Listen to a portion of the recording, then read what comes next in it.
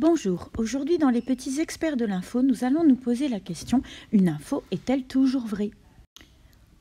Aujourd'hui, Andy n'est pas très content. Il vient d'apprendre dans les médias que René, son ennemi juré, l'autre aventurier, aurait découvert le trésor de l'île Coco.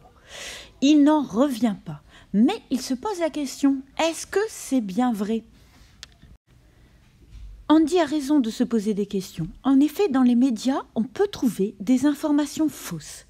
Alors, le problème, c'est surtout quand il s'agit, par exemple, d'informations qui sont sur les réseaux sociaux. Parce qu'on se dépêche de publier l'information, on ne la vérifie pas, et donc, en fait, on fait une erreur parce qu'on a envie d'avoir un scoop, parce qu'on a envie de donner l'information en premier.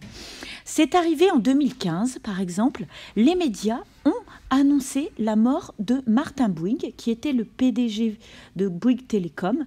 Et en fait, le soir, il a dû appeler la radio et les journaux pour expliquer qu'il n'était pas mort.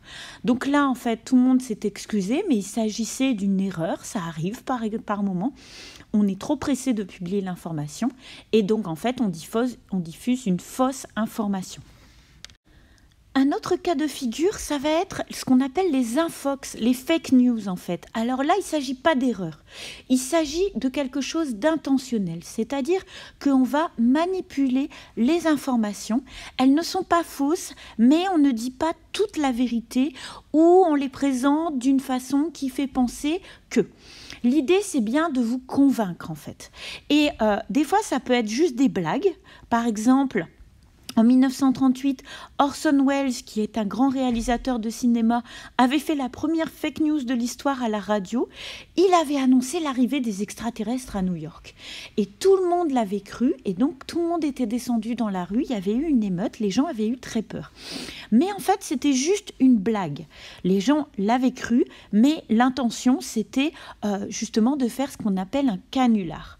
Alors, le problème, c'est que si on croit des informations, des fake news, des informations qui sont manipulées, eh ben, en fait, on peut avoir des comportements inadaptés. C'est le cas aussi, par exemple, de la publicité. Ici, on va avoir un article qui explique que les paris sportifs sont une source de plaisir pour le cerveau.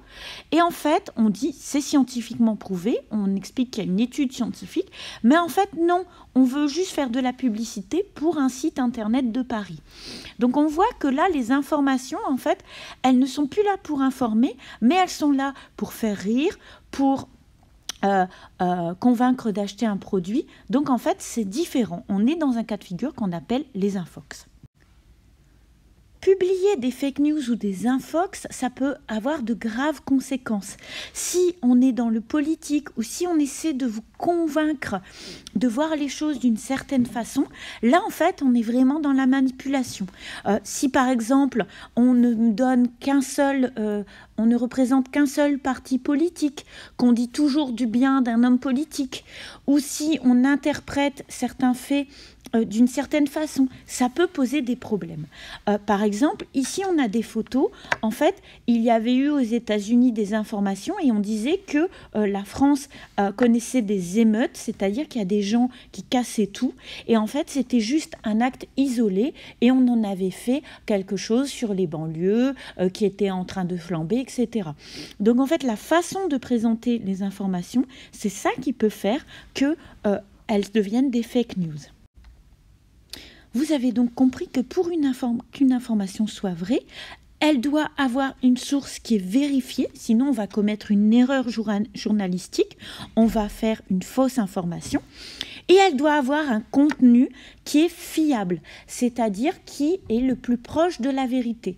Parce que si on donne qu'une partie de l'information ou si on donne qu'un angle de vue sur cette information, on est dans la manipulation et on est dans l'infox ou la fake news.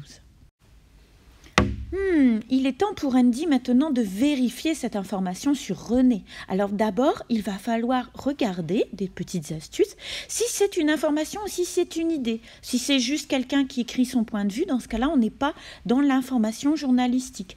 Ensuite, est-ce que c'est important? C'est-à-dire que ça va avoir un impact, par exemple, dans l'histoire, sur l'histoire d'un pays. C'est un événement qui peut avoir des conséquences, ou est-ce que c'est juste intéressant, c'est-à-dire on va le regarder pour se distraire, mais ça ne va pas changer la face du monde. Et enfin, est-ce que cette information, elle est là pour m'informer, pour me donner des choses, ou est-ce qu'elle est là pour m'influencer, pour me faire rire, pour me convaincre d'acheter quelque chose, pour me convaincre de voter pour telle ou telle politique? Donc les cas de figure sont un peu différents. Alors Andy va mener sa petite enquête et il va s'apercevoir qu'en fait l'article qui annonçait la découverte du trésor par René, c'était juste une interview où celui-ci se vantait de ses exploits. Donc on peut avoir dans ce cas-là un seul point de vue et il va falloir aller trouver d'autres sources pour les vérifier. Voilà, j'espère que vous êtes devenus des petits experts des infox et des fausses informations. Je vous donne rendez-vous sur notre chaîne YouTube CSI New York LA ou sur le site CSI Lila pour d'autres aventures. À bientôt!